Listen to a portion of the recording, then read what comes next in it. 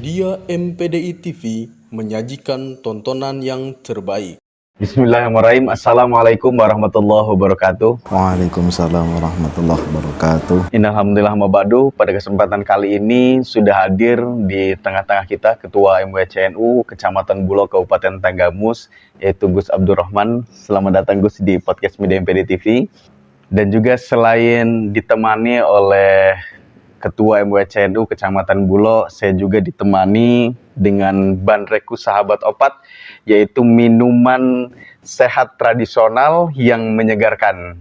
Juga selain Bandreku Sahabat Opat juga memproduksi keripik tempe Sahabat Opat.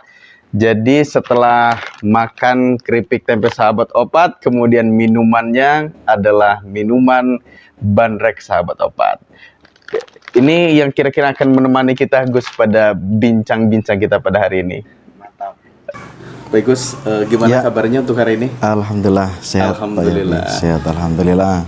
Terima kasih banyak ini Gus sudah berkenan untuk hadir di podcast Media MPDI TV.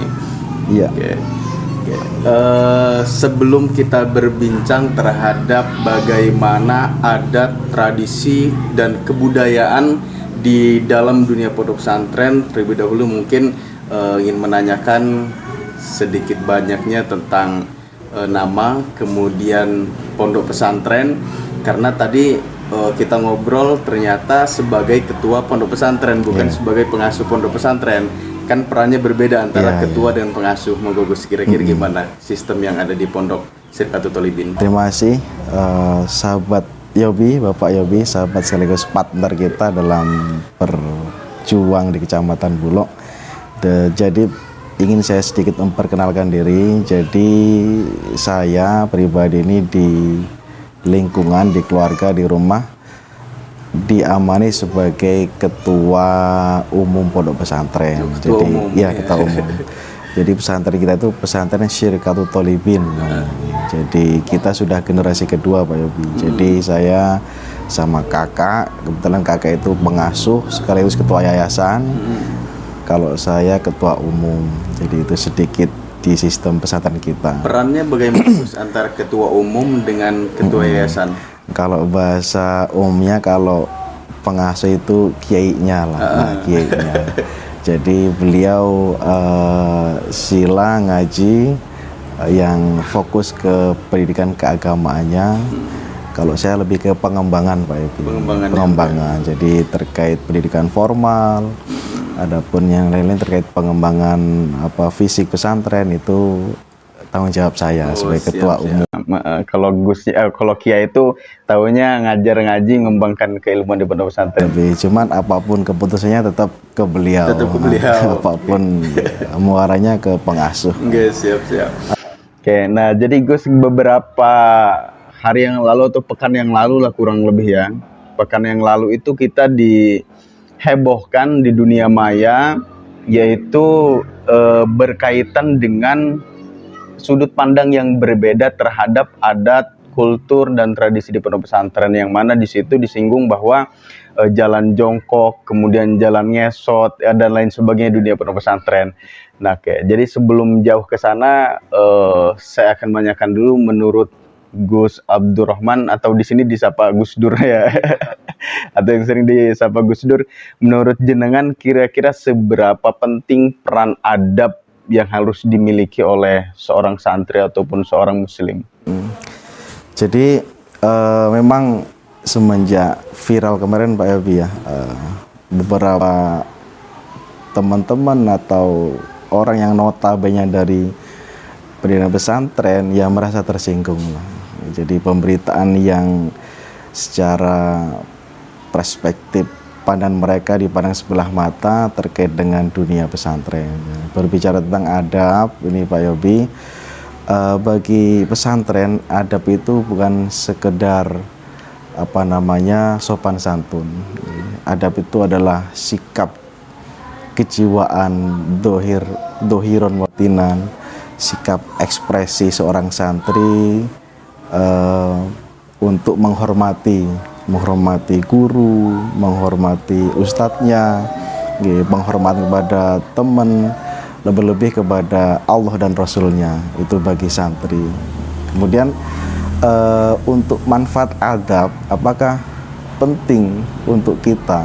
Coba, andai kata kita sebagai orang yang berilmu, di masyarakat ada orang yang berilmu kok masih merendahkan orang lain, masih bisa menyakiti, sering ngomong yang kurang bagus, itu saya yakin ilmunya nggak dihargai. Jadi intinya adab itu lebih dahulu daripada ilmu. Sebagaimana Imam Malik itu pernah berkata, al-adab qoblal ilmu. Jadi adab dahulu baru ilmu. Jadi sepenting itu adab untuk kehidupan kita sebagai manusia. Adab itu kan bisa berupa kalimat, bisa juga perangai, tingkah laku yang baik dan sebagainya. Nah, kemudian jika berkaca dengan media kemarin, yang depan kiai itu jalan jongkok, kemudian 2 meter sebelum datang ke kiainya jalan ngesot. Nah, itu termasuk salah satu dari pendidikan adab apa bukan kira-kira, Gus? Sekali lagi, di dunia pesantren itu tidak hanya untuk menempuh belajar agama saja. Lebih dari itu, pembelajaran karakter, pembentukan karakter, lewat langsung praktek seperti itu.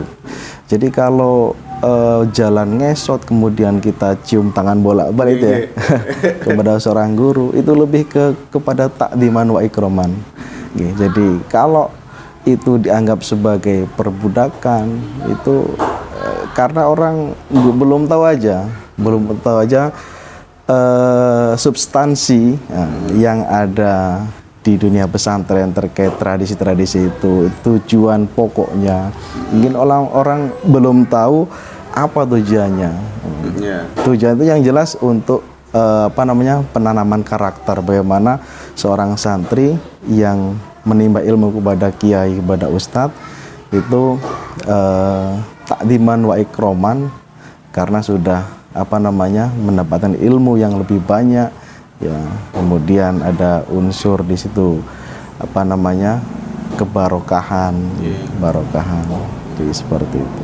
Jadi untuk kata-kata perbudakan, kayaknya yang belum paham mungkin menganggap seperti itu, tapi kalau sudah paham apa makna itu adalah hal yang luar biasa. Nah, seperti jalan ngesot, jalan bungkuk depan kiai, itu diajarkan langsung oleh kiai, atau misalkan contoh ketika kiainya mengisi pengajian, santri-santri, seluruh santri, kalau saya lewat harus ngesot. Nah, itu memang ada dasar kemudian perintah kiai atau berdasarkan tradisi pondok pesantren seperti itu, Gus?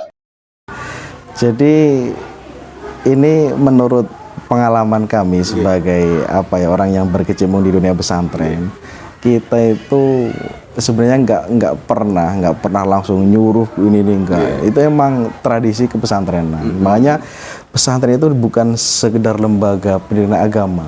Pesantren adalah warisan budaya, kemudian tradisi, kemudian penjaga tameng untuk budaya negara kita, sehingga warisan nenek moyang atau ulama terdahulu, ulama pesantren khususnya, itu menanamkan karakter bagaimana etika penghormatan antara santri dan gurunya lewat hal-hal yang langsung dipraktekkan.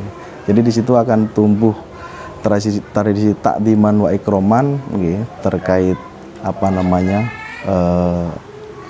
adab atau akhlak.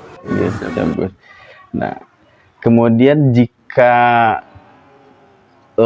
di dunia pesantren itu lebih erat kaitannya dengan hubungan antara santri dengan kiai, di pondok pesantren Sirkatut Tholibin sendiri, kira-kira tradisi yang dipertahankan atau hubungan antara santri dengan kiai itu seperti apa, Gus, kira-kira? Jadi kebanyakan di pesantren salaf, termasuk tempat kita juga, Pak Yobi. Jadi saya yakin di dunia pesantren semuanya itu kalau bicara pesantren salaf itu ya mirip-mirip. Jadi termasuk pesantren kita eh, kita selalu menjaga tradisi atau hal-hal yang bagus dari pendahulu kita, seperti halnya semboyan atau yang biasa orang-orang Muslim itu dibuat pegangan nih, al muhafadzatu ala qadimi sholih wal ahdu bil jadidil aslah. Jadi pesantren akan selalu menjaga tradisi-tradisi ulama terdahulu yang baik, yang bagus kita jaga, kemudian akan mengambil hal-hal yang baru yang lebih baik. Jadi tradisi yang masih kita pertahankan seperti halnya kita takdiman wa ikroman kepada guru, adab kita, kemudian kita ada sowan ke pengasuh, minta doa barokah. Kemudian ada juga pengajian-pengajian kutubut turos, kitab-kitab kuning, kitab-kitab ulama salaf kita jaga sampai sekarang. Yang paling kita junjung tinggi adalah adab, adab dan nilai-nilai akhlak yang di situ ya ditampakkan dengan langsung praktek seperti itu.